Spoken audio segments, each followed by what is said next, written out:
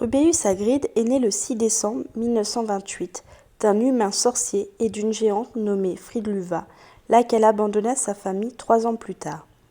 Hagrid est élève à Poudlard dans la maison Gryffondor où il arrive en 1940.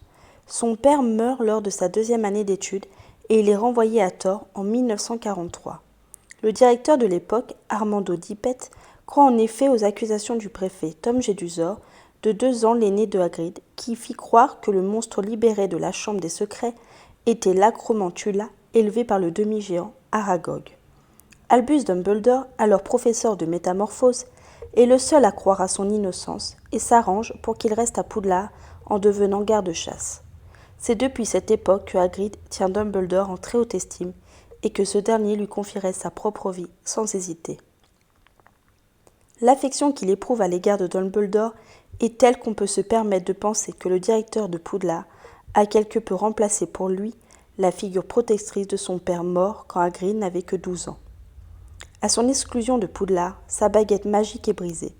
Il ne lui est plus permis de pratiquer la magie.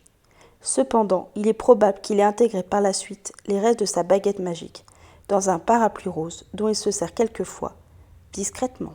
Dans Harry Potter à l'école des sorciers, le 31 octobre 1981, Hagrid sauve Harry bébé des ruines de la maison de ses parents après sa destruction par Voldemort.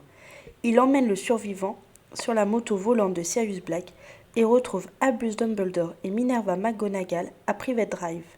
Le bébé est confié aux seuls parents de Harry vivants, les Dursley. 10 ans plus tard, le 31 juillet 1991, aux 12 coups de minuit, il revient arracher Harry aux Dursley, outré que ceux-ci lui aient caché ses origines de sorcier. Dans Harry Potter et la Chambre des Secrets, la lutte entre Harry Potter et Tom Jedusor met en évidence comment celui-ci fit faussement accuser Hagrid d'avoir occasionné la mort d'une élève 50 ans plus tôt. Aragog avait bien été introduit par Hagrid, mais n'avait causé la mort de personne, car c'était bien Tom Jedusor, le futur Voldemort, qui avait ordonné au basilic d'exécuter cet acte. Dans Harry Potter et le prisonnier d'Azkaban, Rubeus Hagrid est nommé professeur à Poudlard après la retraite du professeur Brûle-au-pot. Il débute alors l'enseignement des soins aux créatures magiques, mais un accident lors de sa leçon inaugurale où un hippogriffe blesse Drago Malfoy après avoir été provoqué par ce dernier, le met en posture difficile. Ses cours deviennent alors plutôt ennuyeux, Rubeus craignant qu'un accident se reproduise. Dans Harry Potter et la Coupe de Feu, Rubeus Hagrid continue son travail d'enseignement à Poudlard, sélectionnant toujours des créatures dangereuses ou peu intéressantes pour ses élèves. Une journaliste nommée Rita Skeeter révèle qu'il est le fils d'une géante, ce qui fait de lui le sujet des moqueries de Drago Malfoy. Hagrid se referme alors sur lui-même et cesse de donner ses cours, s'enfermant dans sa cabane pendant une longue période. Le 30 octobre 1994, Hagrid rencontre Olympe Maxime, directrice de Beauxbatons, avec laquelle il vit une relation sentimentale assez mouvementée. Dans Harry Potter et l'Ordre du Phénix, Hagrid n'est pas à Poudlard en début d'année scolaire et s'avère être parti en mission pour l'Ordre du Phénix avec Olympe Maxime pour tenter d'entrer en contact avec les géants afin de négocier avec ceux-ci. Mais ils n'y parviennent pas, McNair, l'envoyé de Voldemort, ayant été le plus convaincant.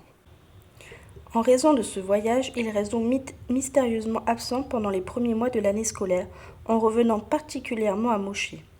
En fait, il a ramené de force son demi-frère Grope, dont il a découvert l'existence et qui se faisait maltraiter par les autres géants. Il le cache depuis lors dans la forêt interdite. Dans Harry Potter et le prince de sang mêlé, après la mort de Sirius Black, c'est Hagrid qui se charge de la garde de Buck, rebaptisé Vent debout. Plus tard, lorsqu'Aragog agonise et meurt, Hagrid l'enterre près de sa cabane. Après l'assassinat de Dumbledore, Hagrid tente d'arrêter les mange-morts qui s'enfuient. Ceux-ci mettent le feu à sa cabane, obligeant le géant à se rouer dans les flammes pour sauver son chien croque-dur. Dans Harry Potter et les reliques de la mort, Hagrid escorte d'abord Harry lors de son transfert au Privet Drive au terrier. Lors de la fête d'anniversaire de Harry, Hagrid apprend par Charlie Weasley, le frère de Ron, que son dragon Norbert, rebaptisé Norberta, s'est avéré être une femelle. Hagrid résiste à sa façon au nouveau régime en organisant des fêtes de soutien à Harry Potter dans sa cabane. Quand les mange-morts tentent de le capturer dans le parc de Poudlard, Hagrid leur échappe. Il est en fuite avec Rope jusqu'à la bataille de Poudlard, à laquelle il revient participer. C'est aussi lui qui transporte le corps de Harry quand ce dernier fait semblant d'être mort. Lors de l'épilogue de 19 ans plus tard, Hagrid est mentionné par Harry Potter adulte, qui rappelle à son fils que Hagrid l'a invité à prendre le thé à sa cabane.